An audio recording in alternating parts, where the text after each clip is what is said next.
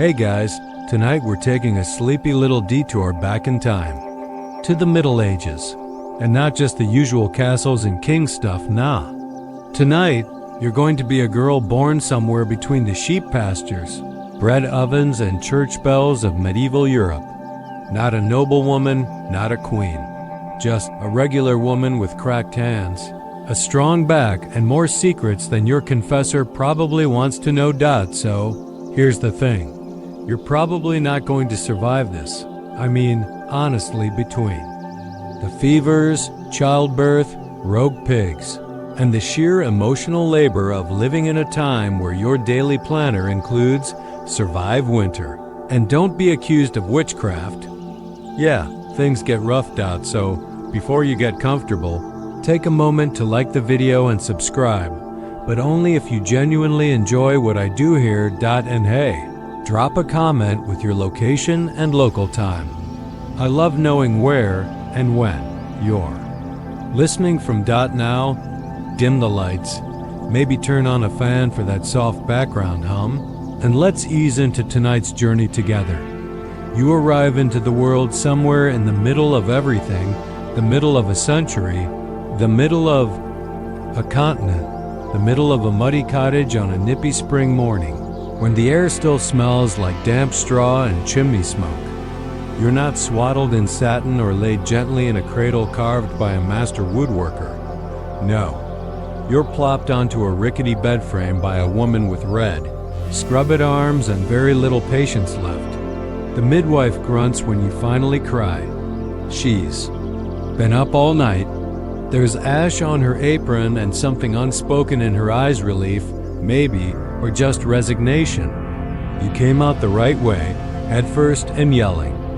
That's the first thing you do right in this world. It's also the first thing you'll do that no one will argue about. You're not the first baby born today, nor the most exciting. There's another one being born just a few cottages down, his father already celebrating like it's the second coming. Because, of course, his is a boy. You're a girl. This fact will not define your entire life, but it will set the tone.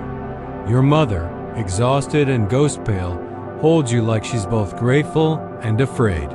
She knows things you don't yet about how many daughters she's already buried, about what waits for you, about the impossibly narrow path you'll have to walk just to stay warm, fed, and safe. She doesn't tell you any of this, obviously.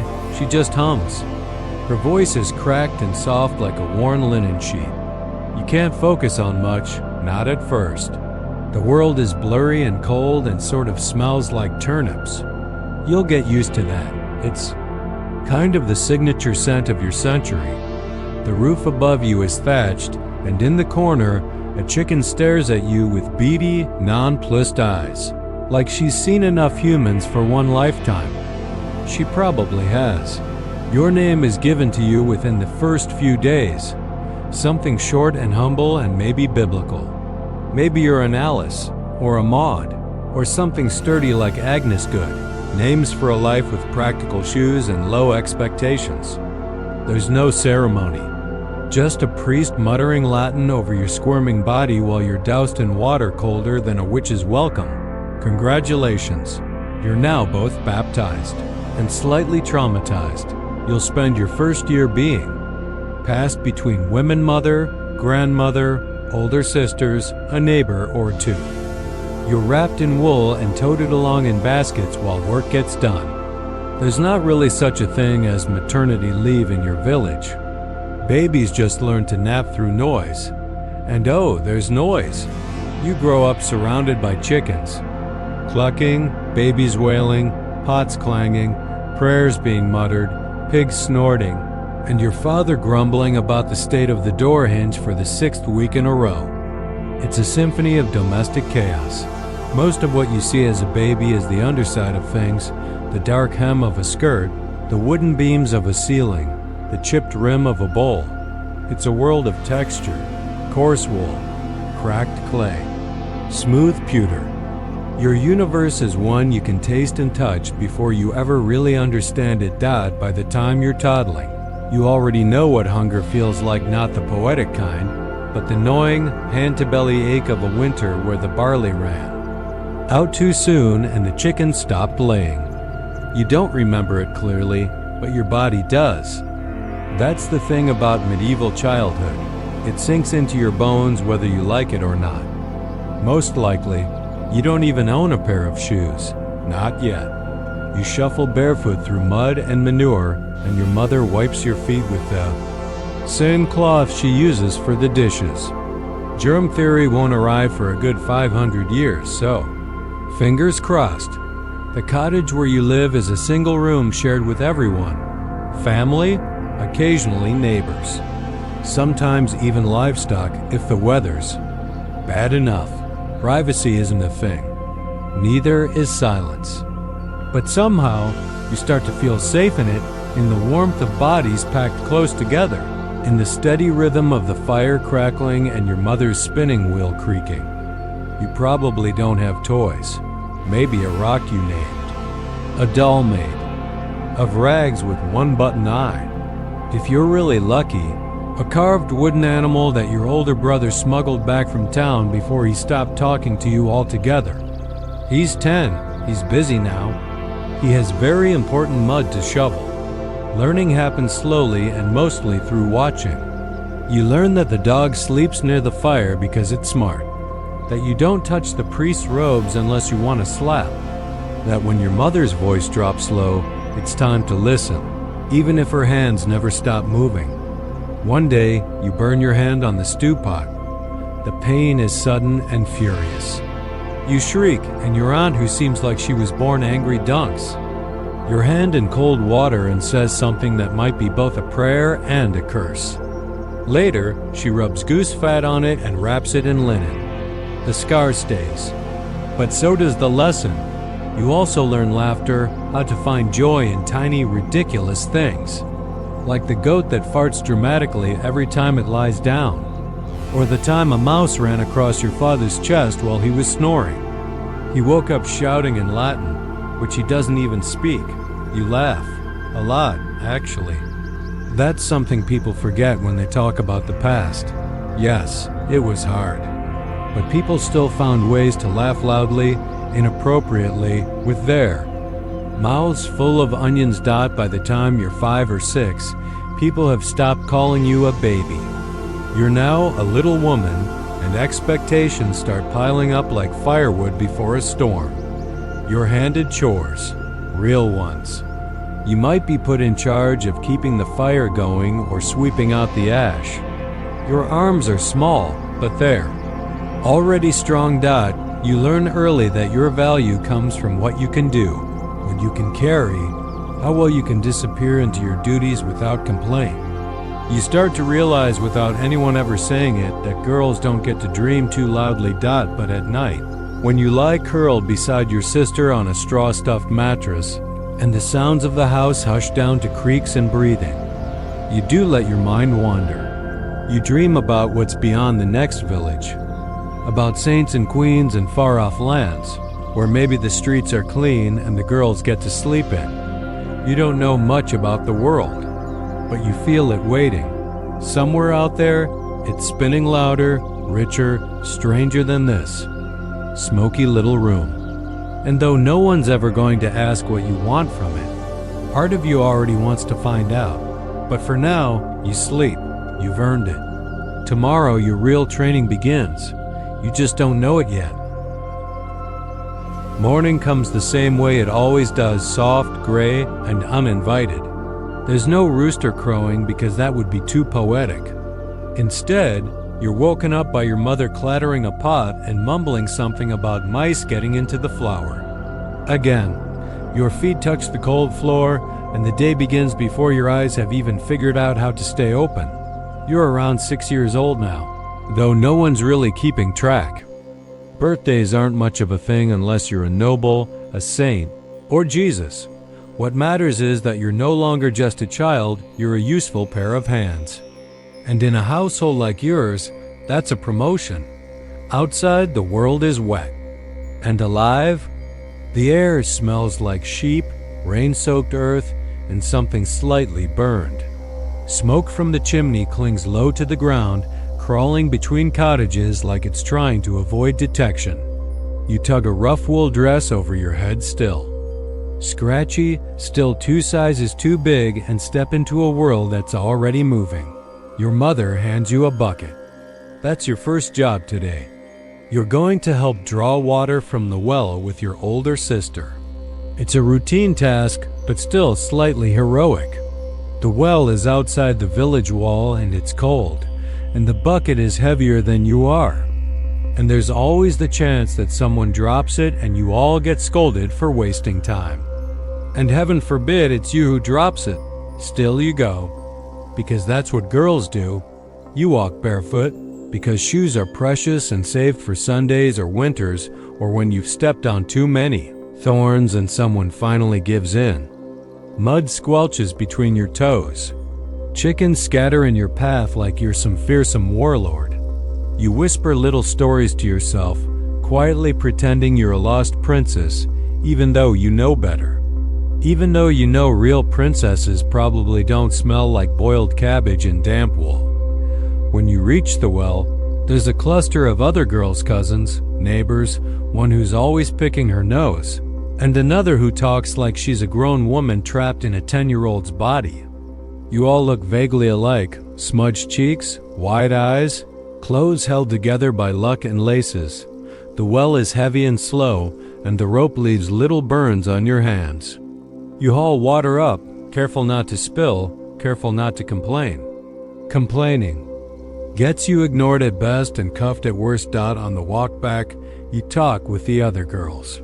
They tell stories about local ghosts, about a cow that gave birth to a calf with 2 heads, it didn't, and about a woman in the next village who saw the Virgin Mary in her bread. You're not sure if they believe it, but the way they whisper makes you feel like they want to. Like belief is a little escape hatch you're all allowed to climb into now and then. Back home, the day picks up speed. You help grind grain with a hand mill, turning the stone over and over until your arms feel like wet noodles. You sweep, you stir, you watch. And always, you listen. You're starting to pick up on things. The difference in tone when your mother speaks to your father versus the way she speaks to the priest. The tightness in her jaw when the rent collector shows up. The way the other women change the subject when certain names come up. These things aren't taught, they're absorbed, like smoke and wool. You learn that silence is a kind of armor. You learn when not to ask questions. One afternoon, you wander a little too far while looking for kindling. You find yourself behind a neighbor's cottage, where an old woman is sitting on a stool with her skirts pulled up and a cat licking its paw on her lap, like it's the master of ceremonies. She's carding wool with rhythmic, sharp strokes. You stare. She notices you but doesn't tell you to go. Instead, she asks if you want to learn. You do. She shows you how to pull the wool, how to line up the fibers, how to tease it out with it. Combs. Her voice is slow and dry, like cracked leather. Her hands are full of tiny scars and calluses. You're not sure if she's kind or just bored, but either way, you sit and learn. It's one of the first times someone teaches you something. That doesn't involve cleaning up after someone else. She tells you that her daughter died young, that she never learned to spin properly, that she would have liked someone like you. She says this without looking at you. You don't know what to say, so you just keep carding. That night, you ask your mother if you can visit the woman again. She hesitates but nods. You're not sure if it's because she likes the idea or just appreciates you being someone else's problem for a few hours. Over time, you keep going back. The woman, her name is Lettuce, though no one says it with a straight face, teaches you more than spinning.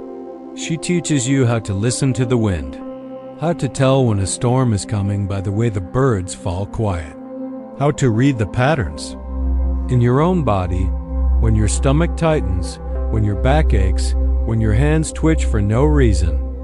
She calls it knowing your humors. You're not entirely sure what that means, but you pretend you do. Sometimes she tells stories about saints and sinners, about women who could heal just by whispering, about one girl years ago disappeared into the woods and came back with white hair and a secret she never told. You ask what the secret was, she shrugs. Historians still wonder if women like her were real, or if we just dreamed them into being. You're not sure what a historian is, but the idea that someone someday might care about women like you? That feels impossible and magical at the same time. Back at home, life remains the same. You keep doing chores. You keep helping cook, fetching things, watching your younger siblings. You get scolded for things that aren't your fault and praised for things that don't matter. You learn to carry things on your head like the older girls do. You learn to braid hair quickly, to tie knots that hold, to gut a fish without gagging. You even learn painfully how to sit still and look quiet when grown-ups are talking. You are becoming useful, and there is something powerful in that, even if no one says it. But sometimes, when you lie awake at night with straw poking your cheek, you still wonder, what else is out there? Is this all life is? You think of lettuce and her stories. You think of the girl with white hair and the bread that looked like Mary. You think about the sky beyond the cottage roof and how it seems to stretch forever, even if you're not allowed to follow it.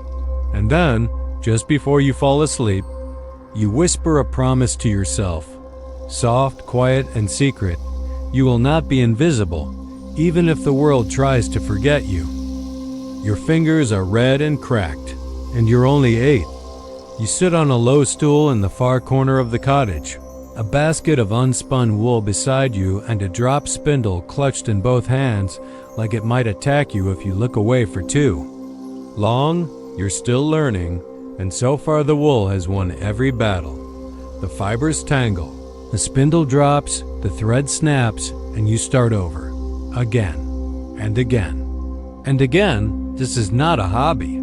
It's not fun or creative or therapeutic. This is labor, daily, expected, inescapable, because cloth doesn't make itself, and nakedness is frowned upon, even in medieval times. Your mother passes behind you, arms full of wet laundry that smells like ash and rosemary. She glances at your work without stopping, doesn't comment, doesn't need to. You already know it's not good enough yet. You pick up the spindle again and try to remember what lettuce told you.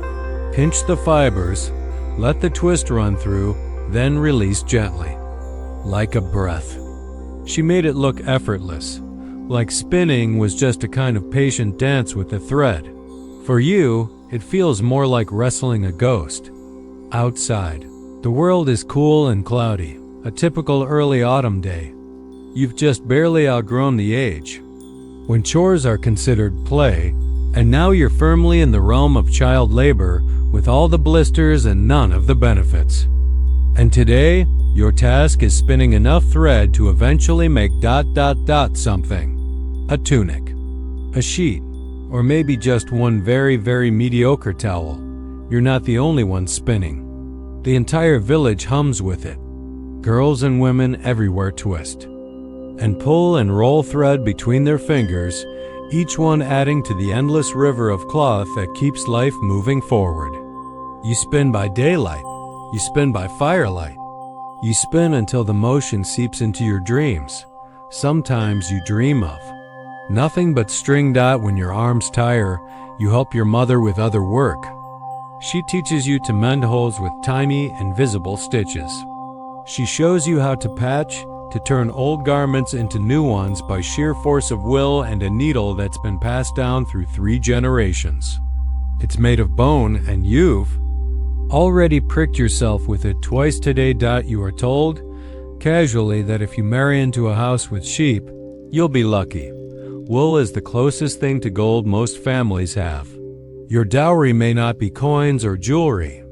It might just be 10 hanks of thread and the promise of a sturdy loom. So you spin, and you start to understand every stitch and every garment is a small act of survival. Every strand twisted on your spindle is one more thread holding your family's future together. You're not a child playing dress up. You're a young woman learning how to clothe the people she loves. And honestly, that's a lot of pressure to put on someone whose teeth are still coming in. By 9, your embroidery begins. It's another quiet task, another test of patience. You sew little borders onto cuffs and collars, nothing fancy, just enough to show someone cared. Your mother teaches you how to make patterns, tiny crosses, curling vines, rows of stars. Your fingers bleed, but your work is beautiful. She doesn't say it's beautiful, but she doesn't unpick it either, which is basically the same thing. At church, you notice things you didn't before. The statues of saints are often dressed in flowing gowns with elaborately stitched hems. You start to wonder who made their clothes, if the women who embroidered them ever got credit. They didn't. The altar cloths are white as snow, with threadwork so fine it looks like spider webs. You press your nose to the edge of one during Mass and wonder how many fingers a woman lost making it. One Sunday, you hear a priest praise a woman named Lydia, who sold purple cloth in the Bible. He says she was faithful, industrious, obedient. You notice he didn't say anything about whether she likes sewing. Nobody asks you whether you like it either. You learn to spin faster, tighter. You learn that good thread is like good behavior, strong, clean, and nearly invisible. You also learn that bad thread will be pulled out and redone no matter how long it took. You start to develop preferences. Flax is annoying, it tangles and smells weird. When wet, wool is warmer but leaves fuzz all over your dress. You start to dream of silk, though you've never touched it. Only the noble girls have that, and they don't spin it themselves. They just wear it like magic. One day, you help your aunt dye wool in a big bubbling cauldron that smells like cabbage and dirt. The dye is made from madder root and produces a dull reddish color, almost like dried blood.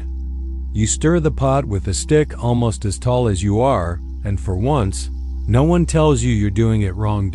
It's one of your favorite days. Later, your hands are stained orange for 3 days, but it feels worth it. You made something real, something vivid.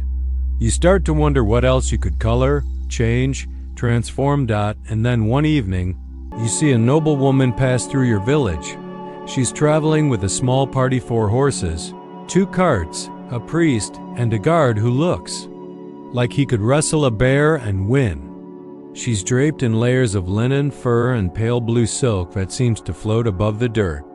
Her sleeves are so long they trail like banners. Her veil is pinned high on her head, held in place by a net of beads that glints in the sun. You freeze. You stare. Everyone does. She looks like someone from a tapestry, elegant, untouchable, silent. And then you look down at your own dress. Patched, stained, and still damp from washing. You remember the raw skin on your fingertips, the sore spots on your knees from kneeling over embroidery, the half-finished hank of thread in your apron pocket. And for the first time, you feel something that has no name yet. It's not quite jealousy, not quite anger. It's quieter, more hollow, like you've been reminded of something you weren't supposed to know, that life could have been different, that somewhere out there, other girls your age are playing the lute, learning French, and sewing only when they feel like it. That somewhere, someone else is wearing the silk you'll never touch. Later that night, your mother braids your hair in silence. She doesn't mention the lady on the horse. She doesn't have to. You're both thinking about her. You're both imagining what? Her world must smell like probably not sheep and turnips. Then your mother says, offhandedly, you don't need silk to be good. And you nod, because you know she's right, but you still think about it.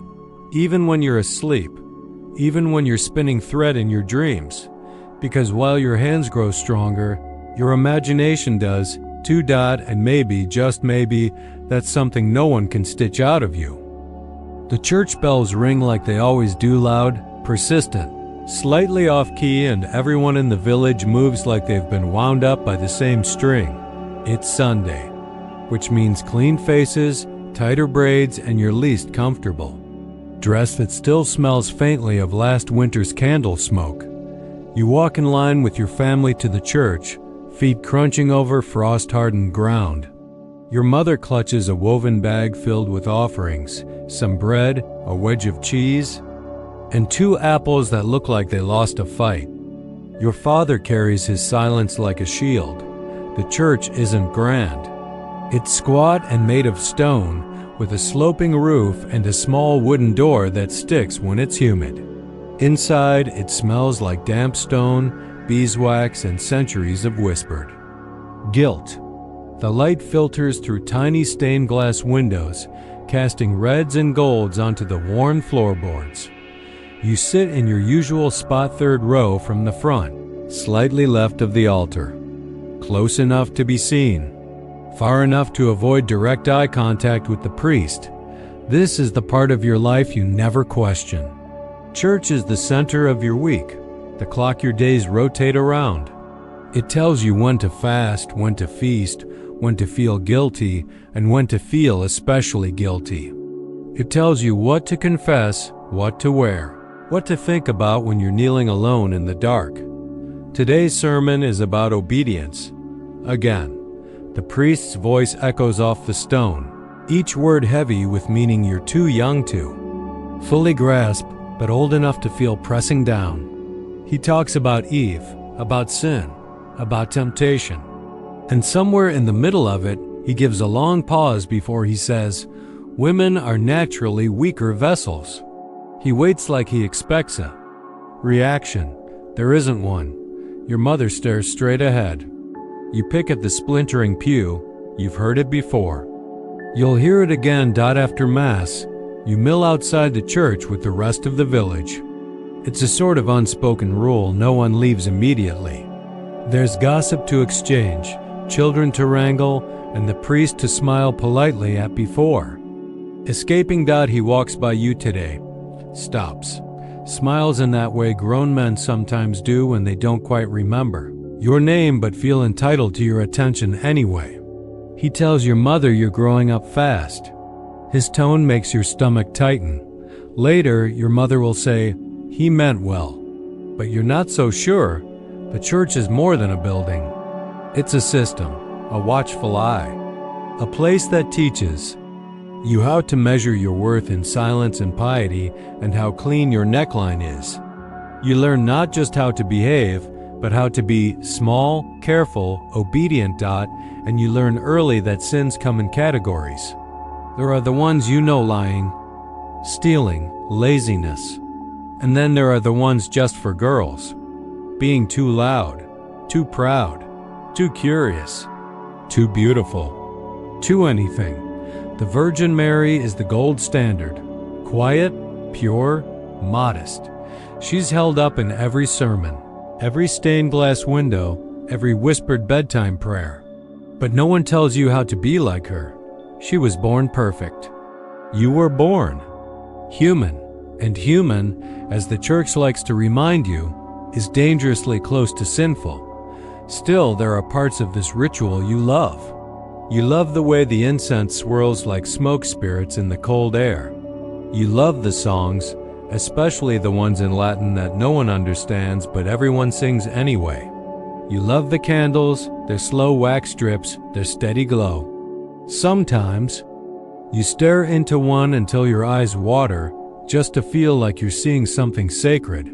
You start learning your prayers in Latin too. You don't understand most of it, but the rhythm is soothing, like a lullaby whispered in code. You kneel. Fold your hands, close your eyes. You whisper things you're not sure you believe yet, but belief isn't really required. Just obedience. At home, your family keeps a tiny wooden cross nailed to the wall above the hearth. You say grace before meals. You say prayers before bed. You learn the names of saints like they're distant relatives. Saint Apollonia for teeth, Saint Margaret for childbirth, Saint Catherine for cleverness. You start to wonder if there's a saint for tired. Little girls who just want a nap and maybe one less chore. No one tells you about her. But you hope she's out there. As you get older, the church's grip tightens.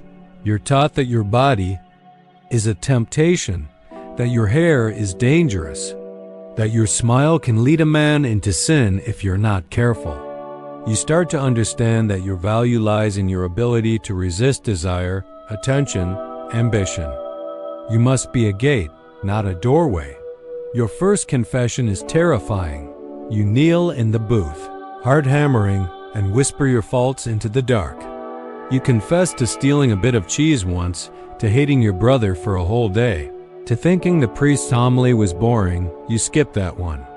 The priest absolves you in a voice that sounds tired. You leave feeling cleaner, but also a little smaller. Confession becomes routine, like sweeping the soul's floor. And yet, there are cracks in the certainty. You overhear your mother one night talking with your aunt by the fire. They speak in low tones about a woman from another village accused of heresy. You don't know the full story, only that she read too many books and asked too many questions. Her name was Marjorie, or maybe Joan. The details are hazy. The fear is not. Historians still wonder if women like her were revolutionaries, or just unlucky enough to be intelligent at the wrong time. Your aunt says, it's better not to be noticed. Your mother nods. You pretend you didn't hear.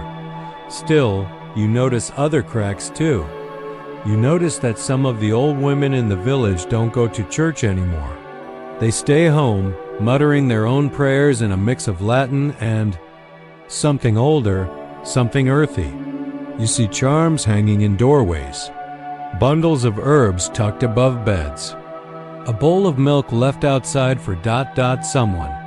You ask Lettuce once why she never goes to Mass. She looks at you sideways and says, "Child, the church is good for some things, but not everything." You don't ask what she means. Not then.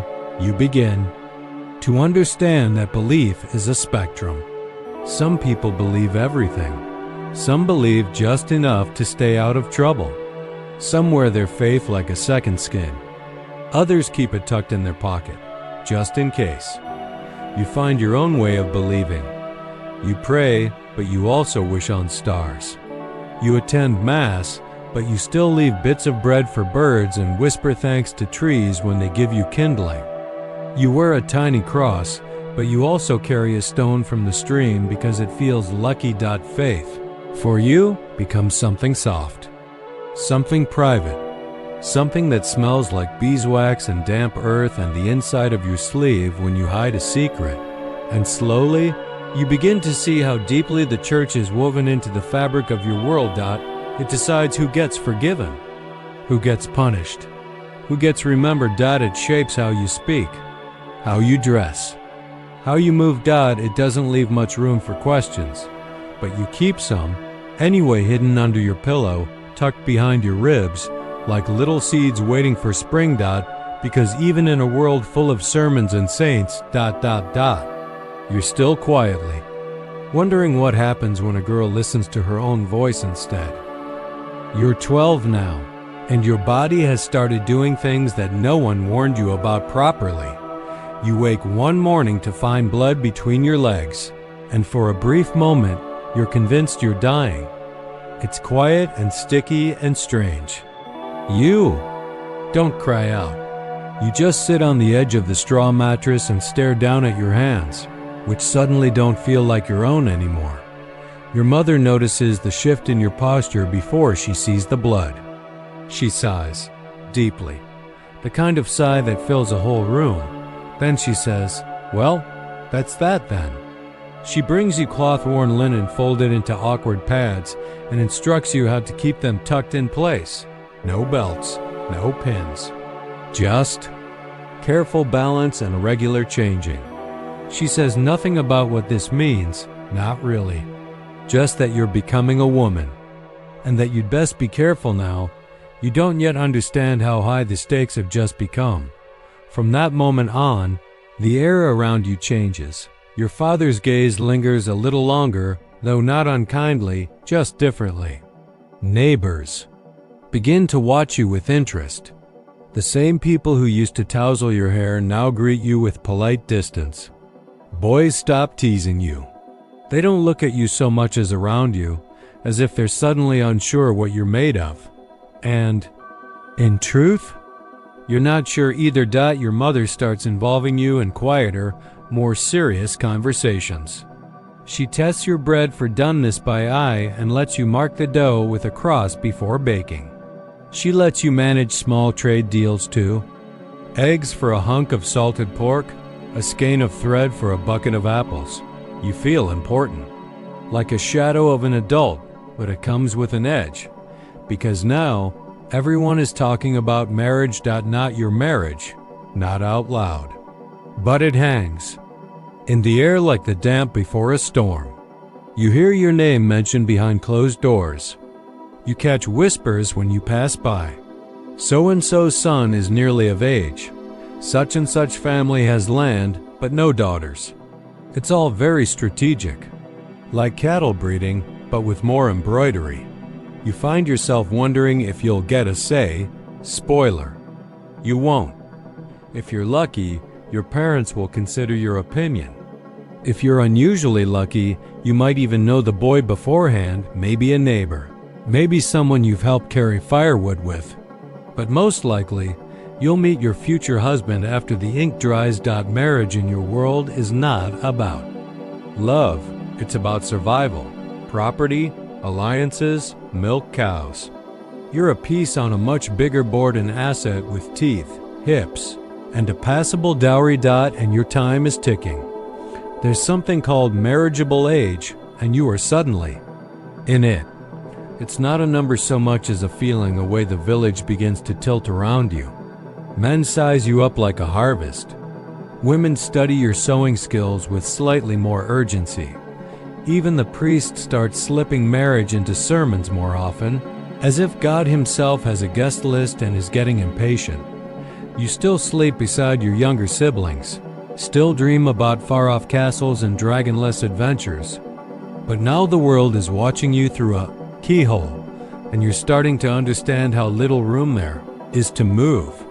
Your mother teaches you how to prepare a dowry chest. It's not full of gold or jewelry, those are for the nobility. Yours is more practical. Linen sheets you stitched yourself, a wooden spoon, a small brass cross, a pair of shoes that only fit if you curl your toes slightly. These things are your future, your offering. Your name is whispered into rooms you're not invited into. Your value is calculated in thread count and calloused hands, and one day the whispers become a proposal. He's 15. His name is Osric. He has most of his teeth and owns one entire pig.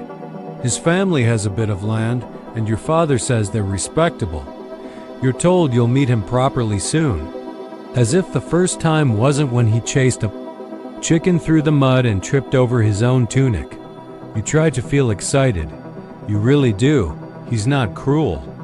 He doesn't smell terrible. He has kind eyes. But you know instinctively that your future is no longer yours. It's being passed, hand to hand, like a parcel wrapped in politeness. You ask your mother if she loved your father when she married him. She pauses for so long that you start to think she didn't hear the question. Finally, she says, "He fed me. I bore children.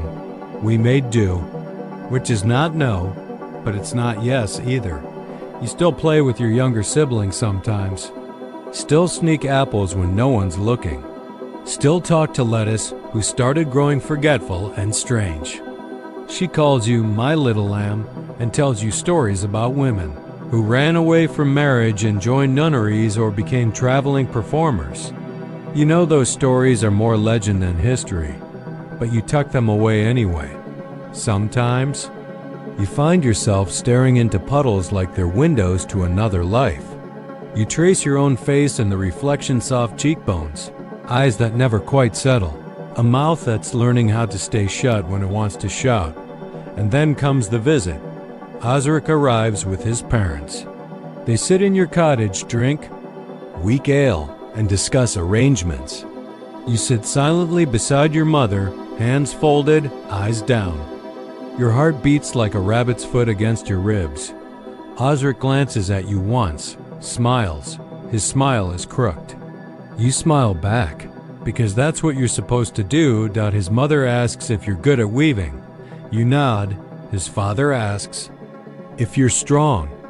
You nod again. No one asks what you want, because it's assumed what you want is to marry, to bear children, to manage a home. That's the dream, right? That's the reward. One night, you cry, quietly, into your mattress. Your sister doesn't wake. You press your fist to your mouth until the feeling passes, until your body remembers how to behave. And the next morning, you help make the bread. Like nothing's changed, but everything has. Historians still debate whether medieval girls looked forward to marriage or simply accepted it as inevitable. Some accounts describe excited brides dressed in borrowed lace and hopeful glances. Others mention trembling girls, silent as they were led from one life into another. The truth probably lives somewhere in the middle. You'll marry in a year, maybe less. Your days of freedom, however small they were, are slipping away. But you hold on to something, quiet and buried, that tiny flicker of self, of imagination, of rebellion. It doesn't make a sound, but it's still there, smoldering gently, beneath the layers of linen, like a coal waiting for wind. You wake before sunrise, as always. But now, everything is different. There's a silence hanging in the air that feels ceremonial, like the whole world is holding its breath. Today is your wedding day. You're 15. The cottage smells like barley, porridge and rosewater. Someone boiled petals last night in an effort to make things smell nice, which mostly resulted in a sticky mess on the hearth. You sit on a stool while your mother and aunt fuss over your hair. They braid it so tightly your scalp tingles, then wrap it with a thin veil and a circlet made of dried flowers that wilted about 3 days ago. It's what they had. You wear. Your best dress dyed pale blue with faint embroidery at the cuffs. You stitched every flower yourself. A row of uneven daisies curls around one wrist, and you try not to think that the fact that they'll probably be the last thing you embroider for yourself. Everyone keeps saying you look beautiful, but it's the kind of beautiful that sounds like prepared. Your mother ties a ribbon around your waist. One of the last things she ever do for you as your mother, in the full sense of the word. After today, she becomes your advice giver, your occasional visitor. She won't say this aloud, but she knows it. And so do you. Outside, Osric is already waiting, which feels unfair. He just had to show up. You had to make your whole life fit into a single moment. There's no white gown, no bouquet, no dramatic walk down an aisle. Just two families gathered at the church, a priest with a voice like a rusted hinge, and a few goats loudly protesting nearby because someone tied them too close to the altar steps. The ceremony is brief. Your hand is placed in Osric's. You murmur your vows. You are now his wife, legally, spiritually, socially, entirely. There's a kiss, not romantic, but practical. Then the whole village eats bread and drinks weak ale and pretends. They're thrilled. And then you go home. His home. Your new home. It's a modest cottage smaller than the one you grew up in, but cleaner. His mother clearly scrubbed it down within an inch of its life. There are dried herbs hanging from the rafters, a small shrine in the corner, and a bed that now belongs to both of you. You don't know what to do with your hands. Osric smiles at you. He's not cruel. He's awkward, yes. Clumsy with his words, but not unkind. He offers you some bread and asks if you're tired. You nod. You sit on the bed. There is, of course, an expectation that hangs in the air, thick, unspoken. Weighty. The first night is confusing. The details blur. You do what you think you're supposed to do. He's gentle, and still, it feels like something you weren't quite ready to give away. Later, you lie still and listen to the wind shake the shutters and wonder if this is how adulthood is supposed to feel. No one prepared you for the quiet grief that comes after the ceremony. The sense that something ended and you're not entirely sure what. In the morning, you make breakfast, because that's what wives do. You learn quickly what's expected. Meals at sunrise, tending the hearth, repairing clothes, brewing ale, keeping accounts, even though the numbers sometimes jump around. In your head, you clean, you cook, you repeat. Every day feels like the last one, but with more aching in your wrists. Osric goes out to the fields. You stay behind. You are now mistress of the household, which sounds glamorous but mostly means you're responsible for everyone else's comfort. And if something goes wrong, spoiled milk, a torn tunic, a cold fire, you're the one who gets the look. You miss your sisters. You miss your mother's voice in the next room. You miss knowing which floorboard creaks and where the sun hits the wall at midday. Here, everything is unfamiliar, even yourself. Still, you adapt. Because you have to. You learn to read Osric's moods.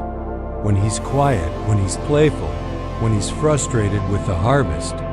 He starts calling you dear when he's in a good mood, and woman when he's not. You notice when he forgets to rinse his bowl, when he leaves mud tracks on your clean floor. You say nothing, you sweep, you rinse. You carry the weight. Your body changes again. You suspect you're pregnant before you tell anyone. Your chest aches, your appetite shifts. A strange fluttering begins low in your belly like wings brushing against bone. You wait, unsure. And then one day, your monthly bleeding simply doesn't come. You tell Osric that evening. He stares at you like he's just learned the sky might fall. Your mother comes the next day. She hugs you hard, then tells you to stop carrying buckets, to eat more meat, and to rest whenever you can. You nod, but resting is hard when you're already doing everything. The pregnancy is long, slow, uncomfortable. You swell. Your back aches, your ankles vanish. You still cook, you still sew. You still smile politely when old women ask if you're hoping for a boy. Everyone is hoping for a boy. You are told that if it's a girl, it means you'll have another child quickly, and another, until a boy arrives. It's not cruel, just expected.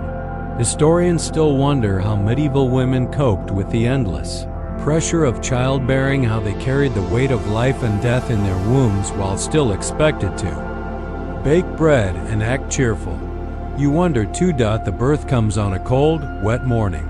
You scream, you cry, you bleed. The midwife mutters prayers. Your mother holds your hand like she's willing you to stay alive by sheer grip strength. You don't remember much, just flashes, pain, heat, voices, cold water, and then a cry. Not yours, smaller, sharper. Your child, a daughter. The midwife says it flatly, as if it's a fact she knew before you did.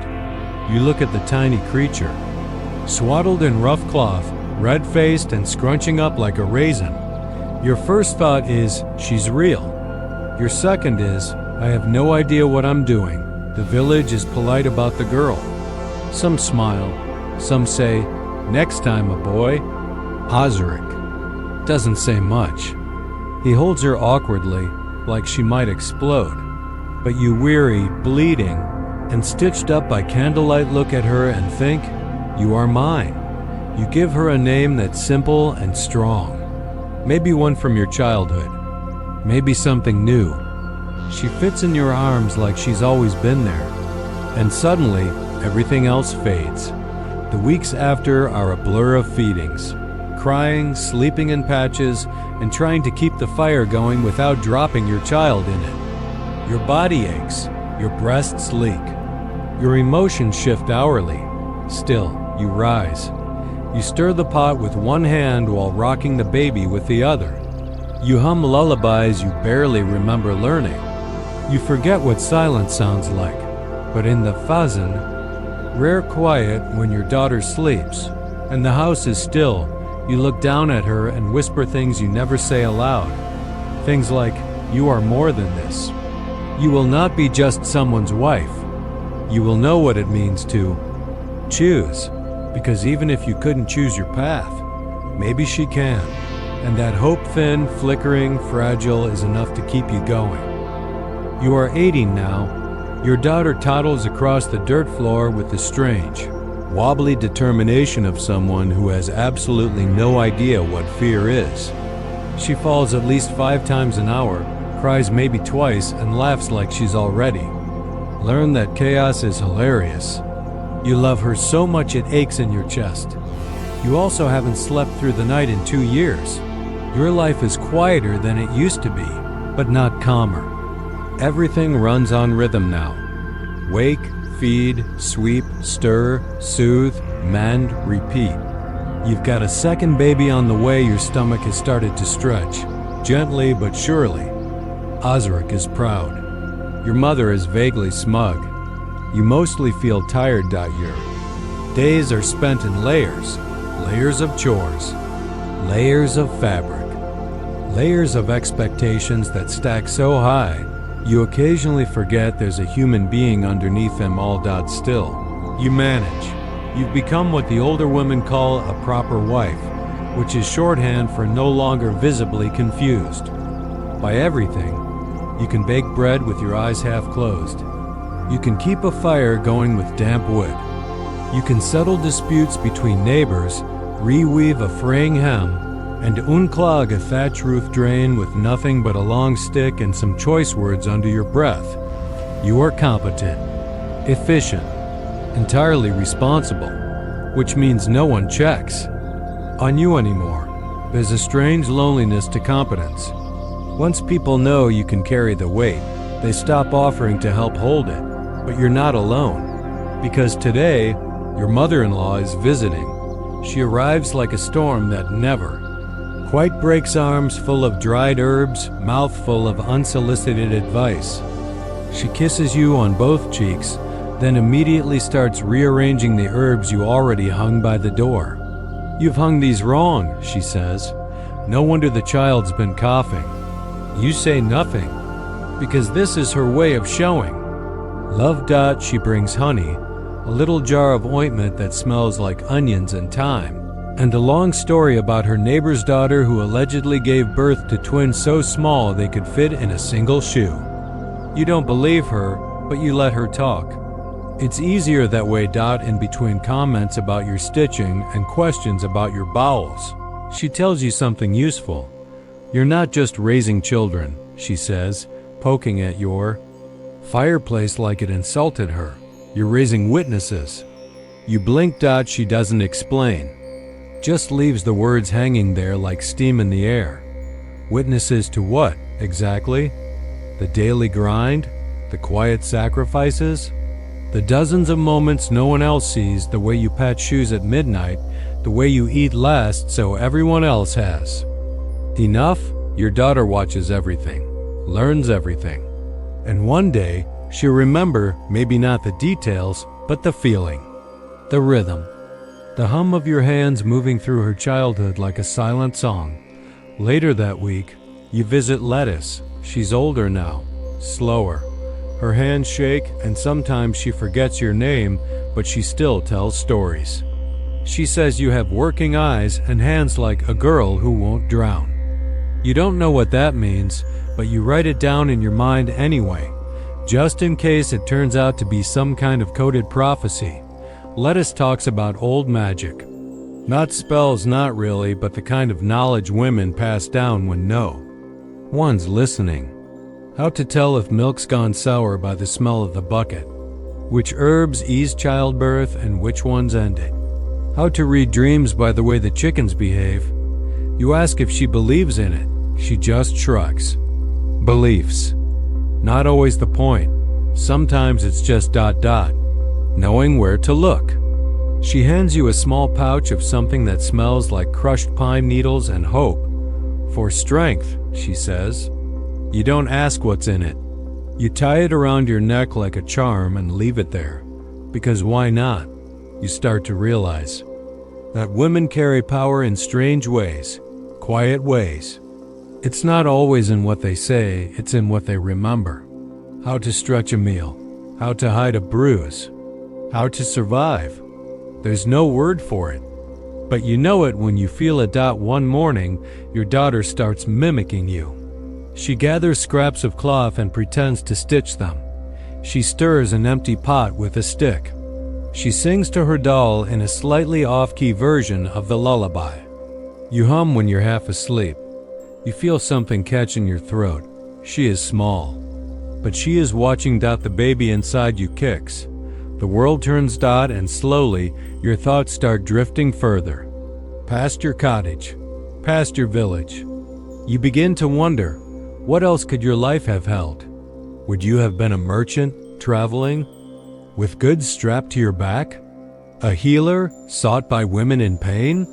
A scribe, copying stories into the margins of history? Historians still wonder whether medieval women had interior lives, whether they dreamed, yearned, imagined more. And the answer is, of course they did. You are living proof. You've built a life out of threads and firewood and exhaustion, yes.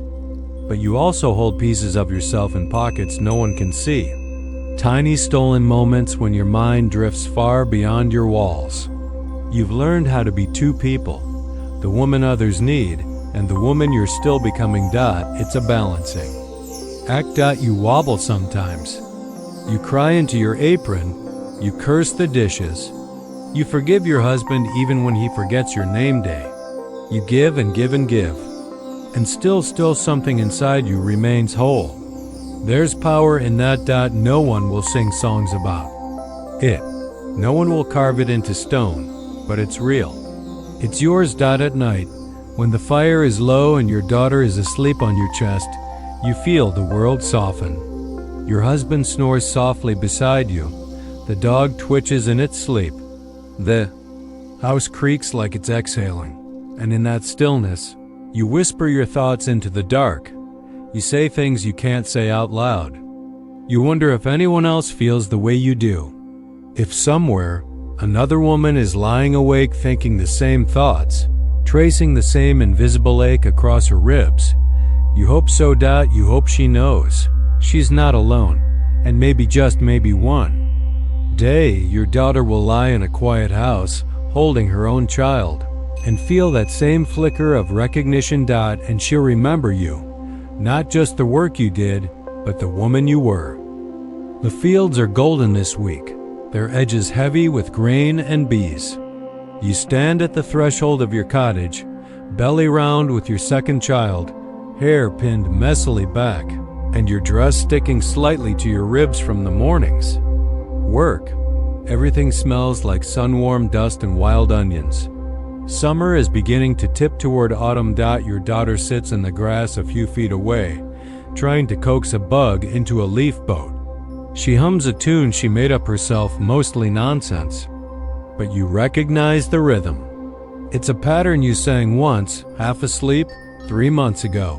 You marvel, not for the first time, at how children absorb everything. And you worry, not for the first time, about what else she might absorb. This season of your life is repetitive but loud. There's the whimper of your daughter at night when her teeth hurt, the distant bellow of livestock, the clatter of a dropped pan, the baby kicking with the indignation of a small goat in your womb. You are constantly touching something, food, cloth, water, dirt, flesh. You haven't had time to be clean in the spiritual sense in months. But today is a saint's day, which means you go to church, you walk slowly down the dirt road, each step jarring your hips. Your daughter rides on Ozrik's back for half the walk, giggling and playing with the string of beads you wear around your wrist. You pass the neighbors, nodding and murmuring polite greetings. Everyone smells faintly of soapwort and sheep. Reach the church, where the priest is already sweating through his vestments, and squeeze into the crowd. The air inside is heavy, like everyone collectively held their breath and then forgot to exhale. The sermon is long. The bench is hard. Your knees ache from the kneeling. You lose count of how many times the priest reminds the congregation that woman is the weaker vessel. You imagine, for just a second, what would happen if you stood up and asked whether this weaker vessel could please take a nap. You do not do this. Instead, you whisper a quick prayer. Not the fancy Latin kind, but something a little messier, more desperate. It starts with, please let this baby come out quickly, and ends with, also maybe let me not die. You think God understands after Mass there's bread and a communal meal. You sit in the grass with other women, share pickled turnips and gossip. You say things like, that boy's grown like a beanpole, and I heard she used vinegar on the wound. Can you believe it? Your daughter scampers around with a gaggle of toddlers, none of them entirely clean, all of them shrieking joyfully. About mud. You listen. You nod. You offer advice when asked. You're part of the invisible council of women that keeps the village functioning one quiet decision at a time. And that's when she shows up. A woman. Strange. Traveling alone. You notice her because she walks like she's not afraid of anyone. Which, in a village like yours, is either a mistake or a miracle. She carries a small bag, a stick carved with symbols, and a slightly worn expression that says she's been walking for days. Her dress is a little too fine for a beggar, but not fine enough for a noblewoman. She doesn't kneel when the priest gestures for her to, doesn't smile when the men nod politely. The other women watch her. You do too. Later, you learn she's a healer, or a midwife, or a witch. No one's quite sure. She helps a woman deliver twins the next morning, using a boiled root no one else has seen before. The twins survive. So does the mother. Which, as you know, is a miracle in itself. And suddenly, this woman is no longer strange. She's valuable. You sneak away one evening when your daughter is asleep and Osric is fixing a fence to speak with her. You bring her some bread and ask, softly, if she has anything for back pain. She does, but she also gives you something else, a little folded paper with a charm drawn on it. She says it's for strength. You ask, does it work? She shrugs. It might. You tuck it in your bodice and don't tell anyone, not because you're ashamed, but because some things, especially soft, uncertain things, are better kept close. That night, your second child arrives. It's fast, brutal. You barely remember the details. There's pain, more than last time. A tearing, a scream, then silence. Then, a cry. A boy. The midwife, your mother, this time, because the stranger had already moved on, holds him up. He's purple and tiny and furious about everything. You cry, not because of joy or pain, but because you're still alive. You name him something strong, something old. A name that feels like it's already survived the worst winters. Osric is. Proud, of course. A son, he says, like it's a prize he earned. But he kisses your forehead with real warmth, and that feels like a small victory. The next few months are a blur. Your house is full of noise and laundry and the constant scent of boiled grain. You are tired in ways that words can't hold. And still, you move. You feed both children. You sing when you can. You tell your daughter stories about wolves that bake cakes and geese who wear boots. She believes you. And in the telling, you start to believe again, too. You're not happy all the time. But there are moments. A breeze through the window that smells like mint. Your daughter kissing your belly with a sticky mouth. Your son, small and wrinkled, curling his hand around your finger like he's afraid you might disappear. And in those moments, you don't. You remain. Historians often forget these kinds of women. The ones who weren't queens or saints or burned at the stake. The ones who made soup and kept secrets and stitched life back together with one eye on the fire and the other on the door. But those women were history. Just written in thread instead of ink. You are one of them, a wife, a mother, a witness, a quiet kind of powerful dot, and even now, even here, you carry something inside you that refuses to be erased. Not just a memory, a story, yours. The wind carries a chill now, threading through the trees like it knows something you don't. It's early autumn, your favorite time of year, if you're being honest. The fields are golden, the hearth is finally useful again, and the whole village smells faintly of apples and smoke. Your daughter is 3. Your son is just starting to walk, if by walk you mean launching himself from furniture like a tiny, reckless knight. There's dirt under your nails, flour in your hair, and a permanent sore spot on your back from lifting children, baskets, and your husband's forgotten tools. You've reached the season of life where everyone wants something from you. All the time, and still, it's quieter now. Not in volume, your son is particularly skilled at yelling at sheep, but in your bones. There's a rhythm to everything, a sense of knowing, of managing. You're not the same girl who stepped into marriage. Wide-eyed and hoping, you are something steadier, and with that steadiness comes a strange new thing, trust. Other women now come to you for advice. They ask how to soothe colic, how to bleach linen with ashes, how to make a man listen. You tell them the trick is pretending it was his idea all along. There's something satisfying about it. You're no longer just surviving. You're shaping, teaching, softly steering. One morning, you're asked to help with a birth. Not your own this time. The woman is young, barely married a year. Her mother is away, and she's frightened. You bring towels, hot water, a basin of sage, and a voice that's calm even when your hands shake a little. It's long, messy. At one point, you think the baby won't come at all. But then the tide shifts. There's screaming, blood, the heat of effort and fear and something older than words. And finally life, a baby boy. Quiet at first, then angry. Healthy. The young mother weeps. You stay and help clean her. Wrap the child. Light a candle. You don't speak until the room is still again. When you finally get home, your daughter throws herself into your arms and tells you a chicken got into the bread flour. You don't even care. You wash your hands. You make tea. You sit in front of the fire and feel something settle in your chest. You've done something good, and that changes you.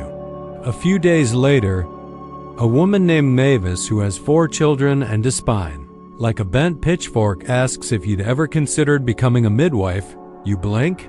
Me? She shrugs. You're calm and quick, and you don't faint. It's not exactly a job offer. Midwives don't get hired. They get inherited, passed from one to the next, like a secret recipe. Still, the idea burrows in. You start collecting bits of knowledge the way some women collect gossip. You ask about herbs. You watch chickens give birth. You observe which teas calm which stomachs. You memorize the timing of labor. You begin to understand what color blood is good and what color means. You should start praying immediately. It's not glamorous work, but there's something powerful in it. You become a keeper of moments. The first breath, the first cry, the first naming, and you begin to see women in a different way, not just as wives, or daughters, or gossipers, but as warriors. You see the woman who goes into labor during a thunderstorm and curses God with every contraction. You see the woman who loses a child and sings anyway. You see the woman who holds her sister's hand through the night, even though she's grieving herself. These are not saints. There's something better. They're real. And you begin to ask yourself something you never asked before. What if I'm allowed to want more? Not riches. Not freedom in the way men have it. Just meaning, purpose beyond the hearth. A name that's spoken with respect, not just familiarity. Historians still debate the role of women healers and midwives in the Middle Ages. Some see them as trusted caretakers. Others view them as suspicious, too close to the line between magic and medicine. The Church is, of course, worried that women with knowledge are dangerous, especially when that knowledge can stop death or control birth. There are whispers, always, of midwives being witches, of herbalists being heretics. But the same people who whisper come running when the baby won't turn. So you keep learning. Quietly. You dry herbs in bundles above the hearth. You carve notches into wood to keep track of lunar cycles and bleeding days. You whisper prayers that blend St. Bridget and something older. Something Lettuce once told you long ago under her breath. You don't call yourself a midwife, but other people start to. And that's how it happens.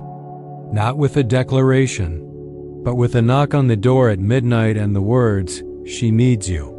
You go, every time. And the work is never easy.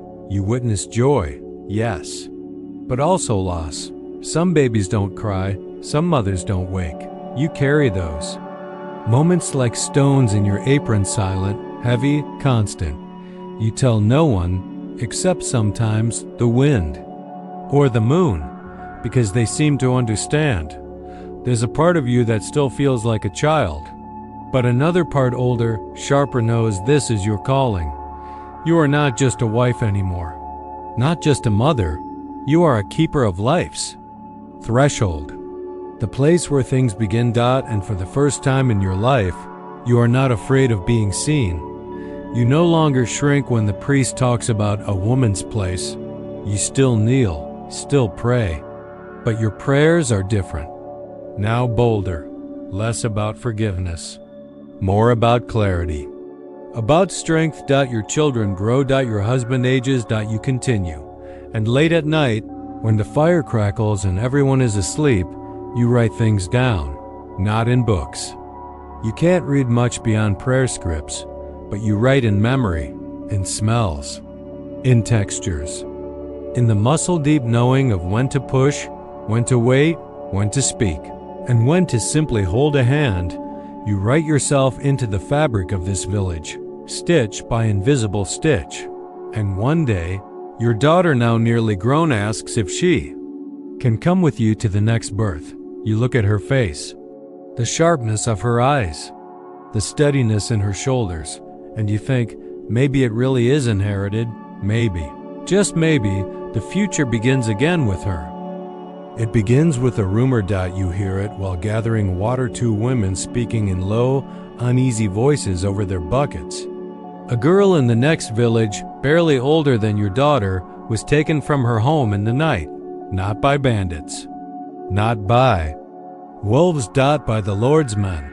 She's serving now at the manor house. Though everyone knows what that really means, you don't say anything at the well. You just nod, and your face stays calm, but inside your stomach tightens like a twisted cloth.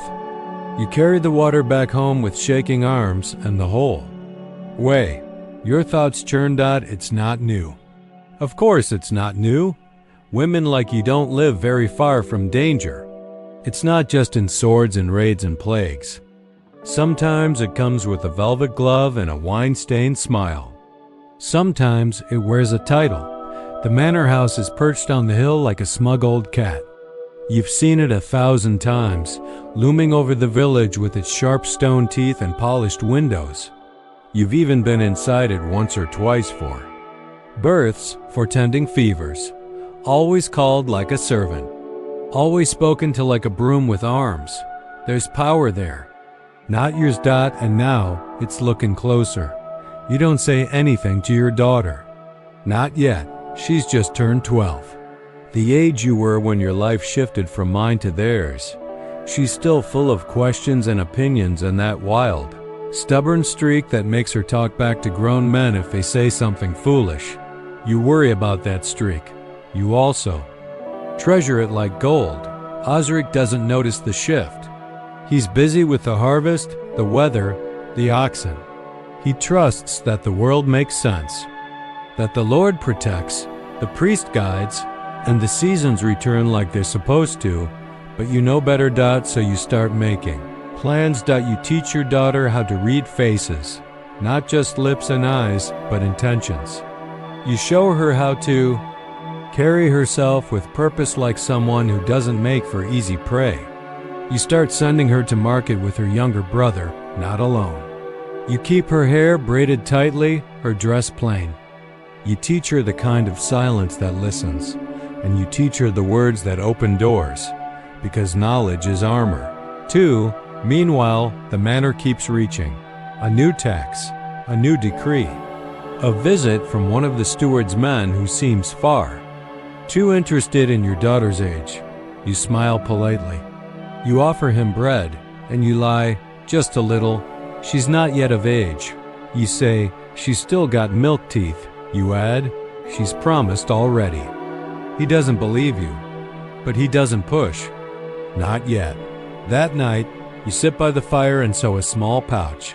Inside it, you place a tiny sprig of rosemary, a pinch of salt, 3 dark seeds you don't name aloud, and a piece of old, burned cloth from the hearth. You sew it shut and tell your daughter to keep it with her, always. What is it? She asks. Something that says you are not theirs. You whisper. She doesn't ask again.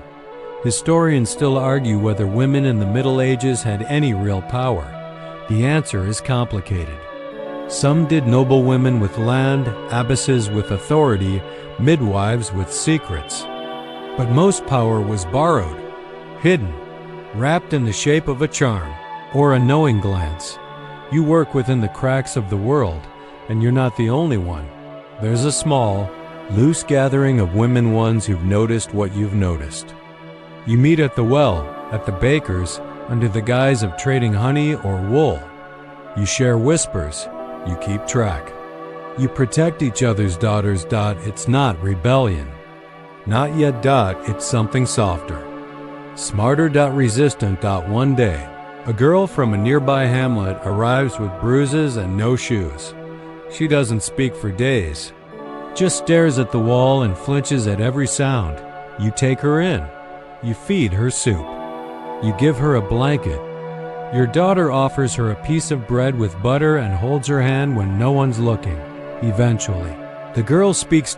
She tells you the Lord's men took her sister, that her mother screamed until her voice broke, that they only left her behind because she hid under the floorboards. You don't ask for more. You just listen. And then you make a decision. You go to Lettuce. She's older now, white-haired, half blind, still full of fire. She listens to your story and then rummages through a wooden box that smells like pine and old stories. She hands you a small vial of something thick and dark. For keeping him asleep, she says. You stare at it. Then at her. Will I need this?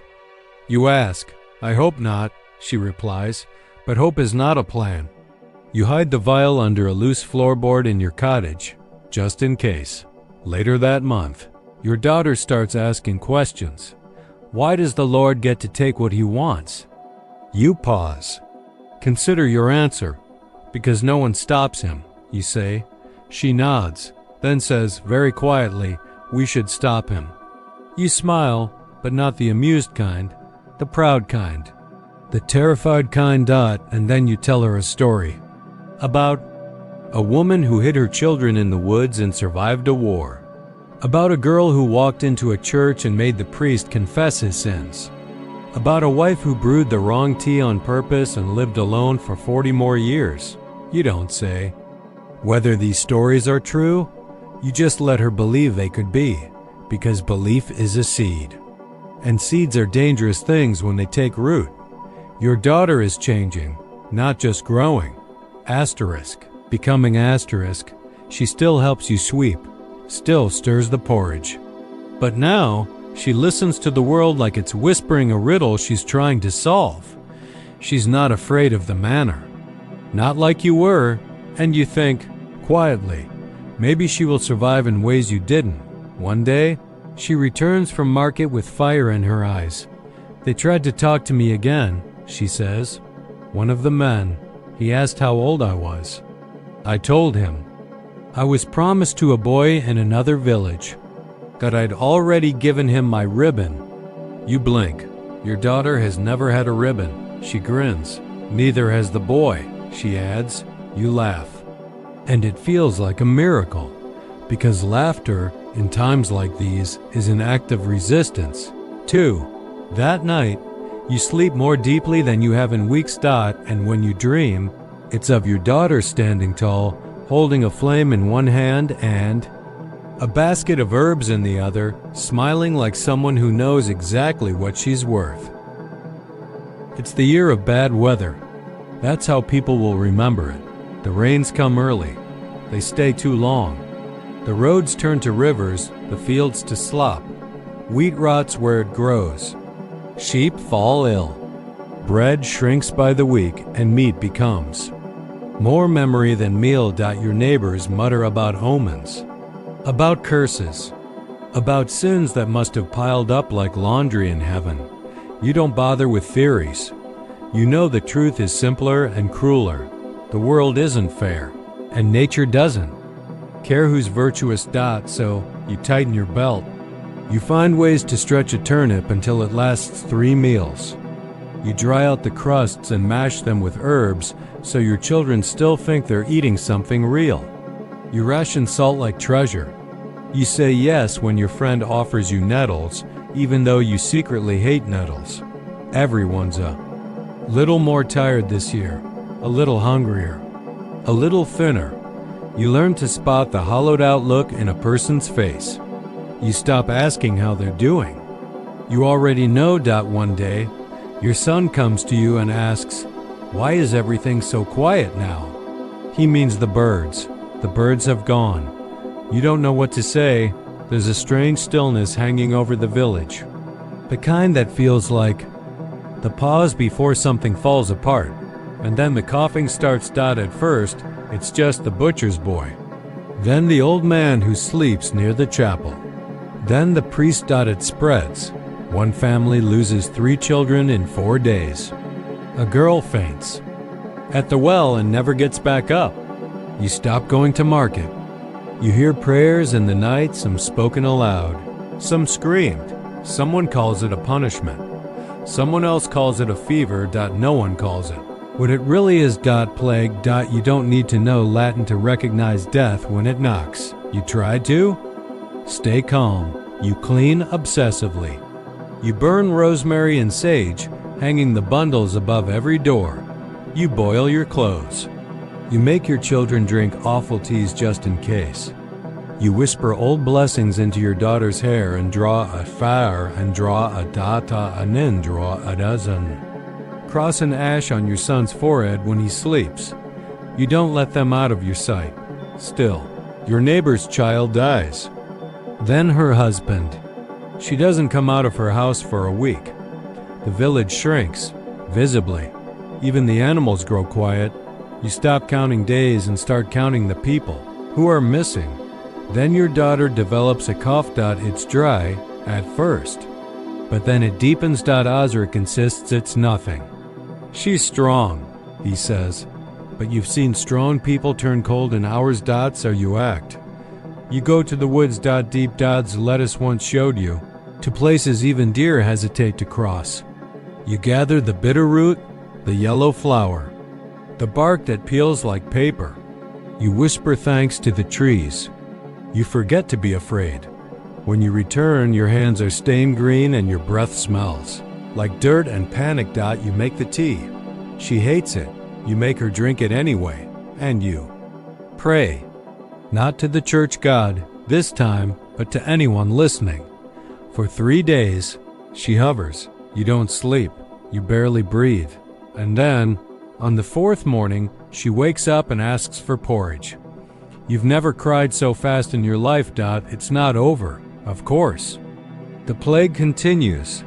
Some days, it feels like death is the only thing still keeping a schedule. But in your house, life lingers, shakily, fiercely, and you hold on to that like a rope in a rising flood. Historians often describe the plague in numbers: how many died, how fast it spread, what it did to economies. But they rarely talk about what it did to mothers. The minute-by-minute terror, the helplessness, the guilt of surviving. You feel all of it, and also strangely something else. A kind of anger, not at the world, not even at the sickness, at the way no one seems to remember women during times like this. As if history only counts what's written, not what's endured. But you remember. You remember holding your daughter's hand through the night and whispering stories just to keep her mind off her own skin. You remember the way your son tucked himself into your side like he could feel the fear in the walls. You remember standing over the pot, stirring fever bark and praying with your teeth clenched. And when it's all over, when the air finally smells like spring again, you remember every name, because someone has to. When the village begins to rebuild, you are different, thinner, yes, quieter maybe, but also sharper. People treat you with a new kind of respect. You didn't just survive, you helped others do the same. You tended wounds, calmed mothers, shared herbs when you barely had any to spare. You are no longer a quiet woman in the corner. Are the woman they call when things fall apart. One afternoon, a new priest arrives in the village sent to replace the one who passed during the worst of the sickness. He's young, nervous, preachy. He says something about women knowing their place. You don't laugh, but you do raise your eyebrows in a way. That makes half the women around you smirk. Later, your daughter whispers, "I like you better than him." You squeeze her hand. You don't need a sermon. You've already lived the scripture and sweat in silence. And now, your children are growing again. Your daughter, recovered, has taken to collecting wildflowers and arranging them by type. She makes strange little books of them, pressing petals flat, naming each one in your shared, clumsy script. Why flowers? You ask one day. Because they come back, she says. And you realize, so do you. Slowly, gently, the world begins to return. The market reopens. The chickens start laying again. The birds come back. And one morning, you walk outside and hear them singing, just like before, but you are not the same, and neither is your daughter. The first time your daughter bleeds, she comes to you in silence, holding her skirt with both hands and a strange, blank expression on her face. You know that look. It's not fear, not shame. It's the quiet realization that everything has changed. You bring her to the hearth, warm a cloth, and wrap her in the kind of embrace that only mothers give, part protection, part apology. You remember your own first time. No warning, no comfort, only whispers from older girls and a quick prayer that it didn't mean something had gone wrong. She doesn't cry. You almost do. You explain what's happening, gently, without drama. You offer her your softest rags, your calmest words. And then you brew her a tea, mild, spiced, a little bitter. A trick lettuce taught you years ago to soothe the cramping. Your daughter takes it in both hands and sips like it's a potion, which, in a way it is. Does this mean I'm a woman now? She asks. You pause. It means your body thinks you're ready, you say, but you get to decide the rest. She nods, thoughtful. Brave. Later that night, she whispers to you, I don't want to marry yet. You smile in the dark. Then don't, you say, not until you want to. You don't tell her how rare that freedom is. How most girls her age are already promised, already preparing to become someone's property, someone's plan. That even now, there are eyes in the village that have started to follow her a little too closely. You've worked hard to shield her from those eyes, from the way womanhood can sometimes feel more like exposure than a rival. But she's not naive. She's yours, and you raised her to see. The village celebrates the harvest with music and dancing this year, a relief after the long sorrow of sickness. People wear wreaths and drink too much, and for a night, everyone pretends life is simple. Again, you watch your daughter from across the green. She moves like someone who understands rhythm, not just of music, but of people. She laughs easily, but her eyes are sharp. She dodges hands that linger too long. She keeps her brother close.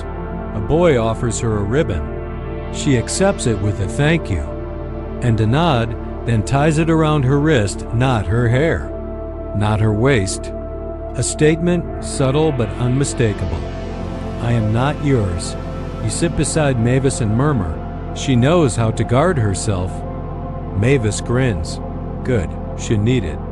Later that evening, the local blacksmith's son stumbles over with a mug in each hand. Cheeks flushed, mouth already forming a bold compliment. Your daughter steps forward before he can finish, looks him in the eye and says, I already have someone to dance with, myself. He stares, confused, as she walks away. You nearly clap. Of course, not all men are foolish, not all are threats.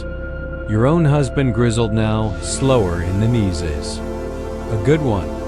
A man who never raised his voice unless the ox escaped.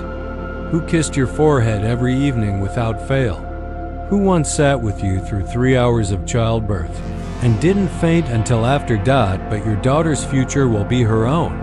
And that means knowing how to move through this world without apologizing for taking up space. Historians often frame medieval women's lives as narrow, closed in by duty and constraint. And yes, much of that is true. You were born into expectation, into roles so well worn they had grooves. But inside those roles, you've carved your own shape. And now, so will she. You begin to teach her things you never learned at her age. How to read the phases of the moon. How to dry herbs so they last. The winter. How to say no without saying sorry. How to turn curiosity into a blade and hold it without shame. You even teach her how to smile when she needs to say no, but doesn't want to explain. That one's useful. You say that she practices in the mirror, then promptly uses it on her brother when he asks for the last apple. You're horrified and impressed. Sometimes you worry that you're giving her too much freedom, that you want to leave the village, that the world will punish her for the confidence you've nurtured. But other times, when she's kneeling beside a laboring woman, or tying a sprig of mint to the cottage beams, or teaching her brother how to tell poisonous berries from safe ones, you feel something close to peace. She be ready. When the time comes, she make her own path, even if the map doesn't exist yet. One day, she asks about your life. Before we were born, she says. What did you want to be? You blink. No one has ever asked you that before. You think about it. I didn't know I was allowed to want anything, you say softly. She looks at you, quiet. Well, if you could want something now? You smile, slowly. A storyteller, you say, or maybe a healer, or maybe someone who just ... sat in a meadow and didn't get asked anything for a full hour. She grins. You're already all of those. It's possibly the kindest thing anyone's ever said to you. You keep that moment, like a pressed flower between the pages of your life. You're older now, though not yet old. Your back aches more than it used to. Your hands are calloused in places you don't even feel anymore. But you are still deeply yourself. And through your daughter, you're becoming something else too. A legacy. Not of gold or land, of knowing. Knowing how to stretch a loaf, how to cool a fever, how to survive the worst parts of the world without letting it swallow your joy, and how to pass all that on without making it feel like a burden. You stand at the edge of your garden one morning, still dew wet, the sky pink with early light, and your daughter appears beside you, rubbing her eyes. Why do you always wake up so early?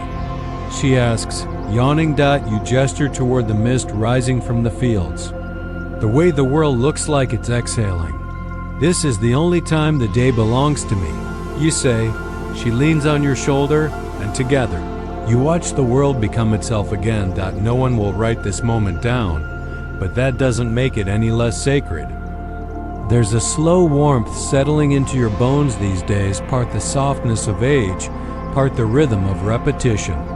The seasons no longer surprise you. The children, well, they aren't quite children anymore. Your daughter, taller now than you, moves with quiet certainty. Your son, gangly and all elbows, has taken to building strange contraptions from sticks and twine. You've caught him once or twice trying to rig a pulley system for feeding the chickens. You don't ask questions. You simply shake your head and thank the saints he didn't light anything on fire. Your days look like this: morning mist, warm bread, worn wooden spoons, laughter through an open window. If you stand still enough, you can hear time passing like the creak of an old door, slow, persistent, familiar. But then something happens. A letter arrives. That alone is odd enough. Letters are rare, especially for people like you. Osric brings it in from the village center, where the steward's courier had posted them on the notice board.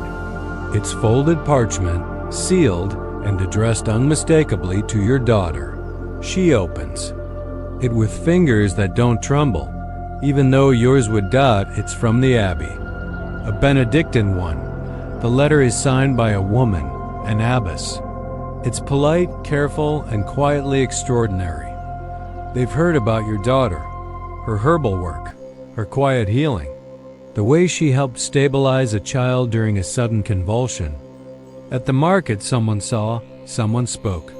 They are inviting her to study, to serve, to learn. You don't speak for a long time. You just stare at the words, then at your daughter. She is biting her lip, half excitement, half terror. Do you want to go? You ask quietly. She looks up. I don't know, she says. Would you be angry if I did? That question undoes you, because no, of course not. You would never be angry at her for choosing something more. You just didn't know more was possible. You sit with her that night under the stars. The fires burned low, the village long asleep, and you wrap yourselves in old wool blankets while the air hums with late summer crickets. You'd learn to write properly. You say, not just prayer words, she nods, and study anatomy. And mix medicines, she nods again. You might not get married, you add. Might not have children. She looks at you still. I think I'd miss that, she says. But I want to see more. And there it is, that small, glowing ember of want. Not survival, not obligation. Just want. You brush a strand of hair from her face and smile. Then go. You say. A week later she does. There's no grand procession. Just a small cart, a bag of belongings, a bundle of herbs she refuses to travel without, and a kiss on each cheek for you and her brother. Osric holds himself together until she's out of sight, and then spends the rest of the day mending a fence that didn't really need mending. Your home is quieter, now. Not empty, just. Altered. You find her notes in odd places half finished. Diagrams of flowers, tiny scrawled recipes, the occasional doodle of a pig with a fancy hat. You keep them all. You still rise early. Still bake, still stitch, still murmur advice to passing neighbors. But something inside you is shifting again. A sense that your time is widening, not narrowing. You think about the abbess sometimes. How rare it is, even now, to have a woman in charge of other women. And with books, no less. Historians sometimes forget how much influence nuns and abbesses could wield. They copied manuscripts. They ran hospitals. They educated girls. Yes, within limits. Yes, under male authority.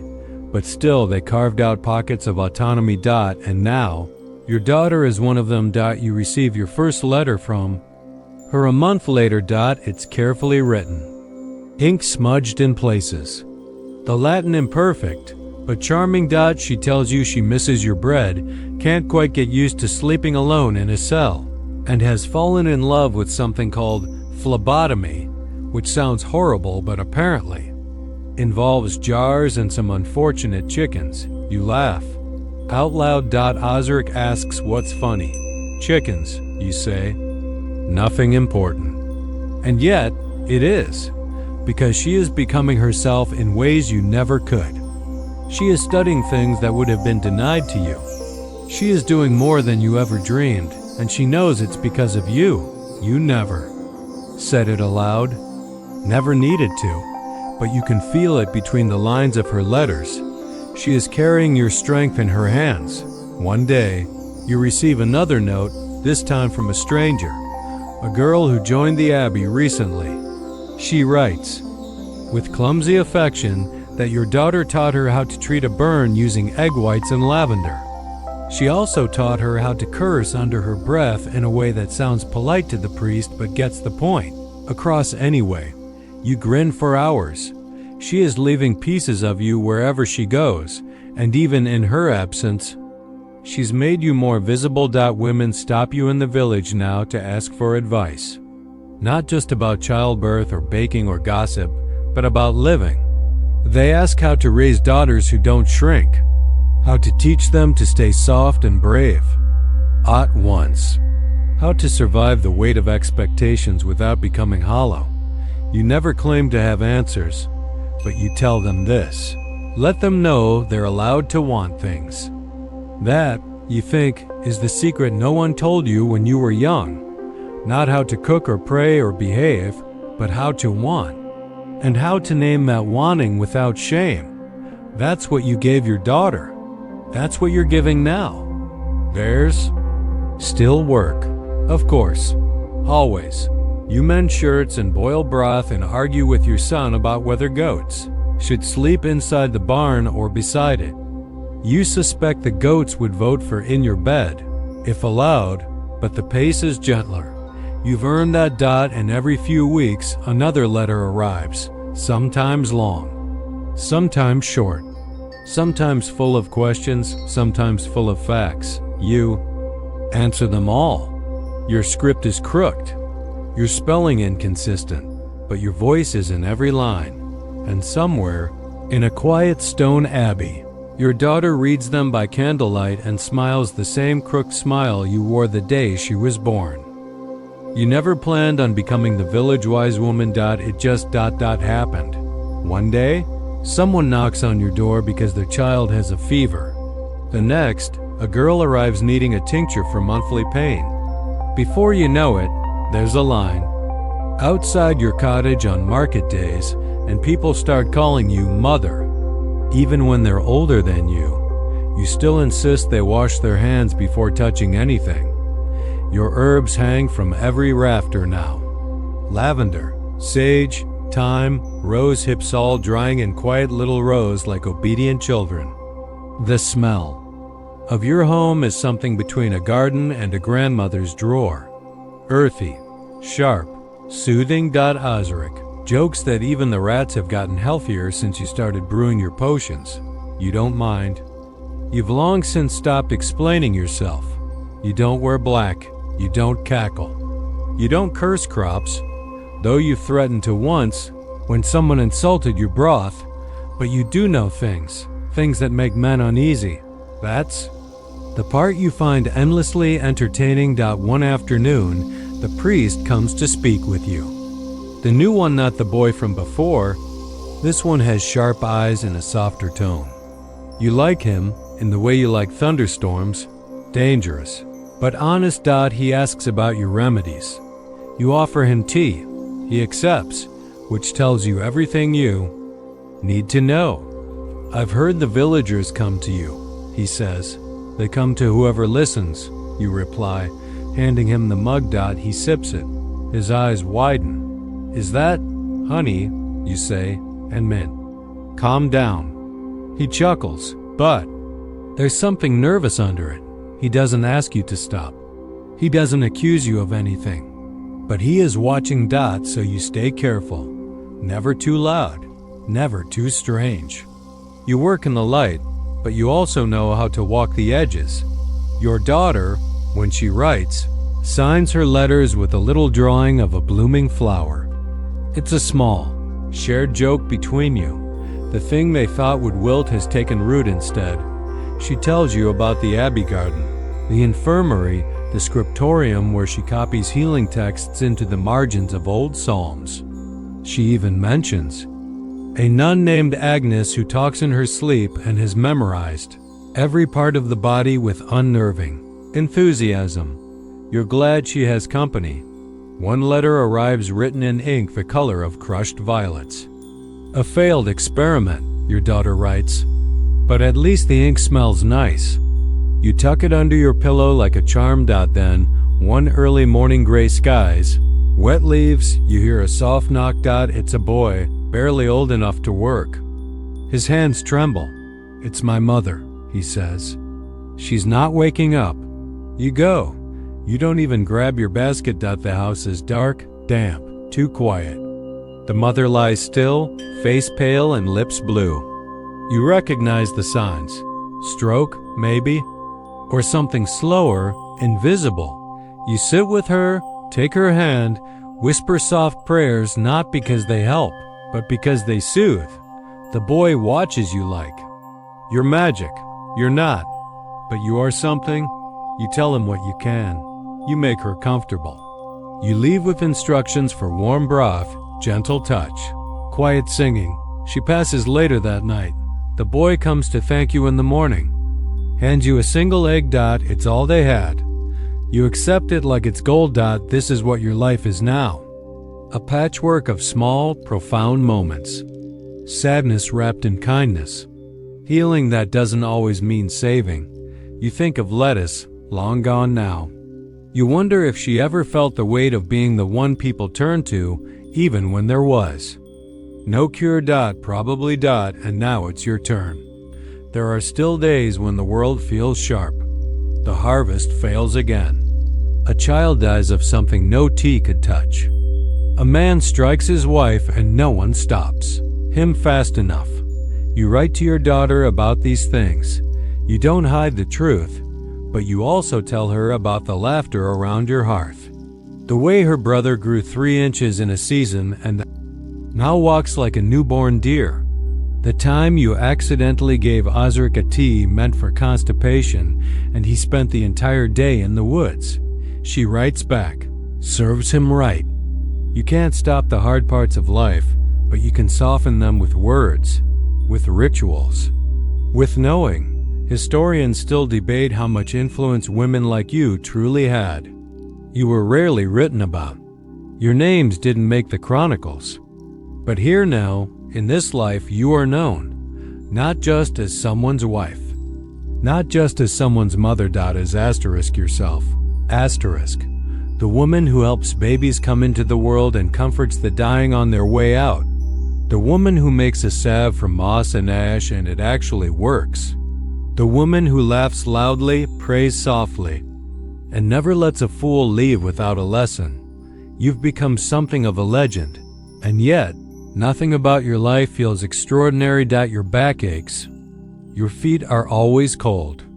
You still misplace your scissors at least once a day, but there's a fullness to your days, a richness that no title or gold could match. And one morning, your daughter returns, not for good, just for a visit, but oh, how she's changed. She steps from the cart in a dark blue cloak, eyes bright, smile calm. She walks like someone who stood in rooms full of knowledge and knows exactly where she belongs. Your son tackles her in a hug. Osric grins like a boy. And you just stand there for a moment, drinking her, and she brings gifts, pressed flowers, a small bottle of oil, a book. You've never held a real book before. It's handmade, rough in binding, the pages uneven. But it's yours. She made it for you. Inside, she's copied your remedies, your tea blends, your stories. It's not finished, she says.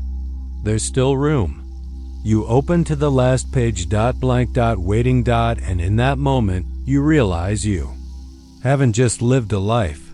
You've made something of it, and it will last longer than you. There's a kind of silence that only comes with age, not the heavy silence of sorrow, or the tense quiet of waiting. No, this is something gentler, like the hush that follows a good meal or the stillness before dawn, satisfied, unhurried, at peace with its own stillness. That's what your days feel like now. You still wake early, of course. That hasn't changed. Your body is set to rhythms older than the rooster. You sweep the floor before anyone else stirs, fold blankets, water the herbs. The air smells like thyme and smoke and old wool. Your hands are slower but sure.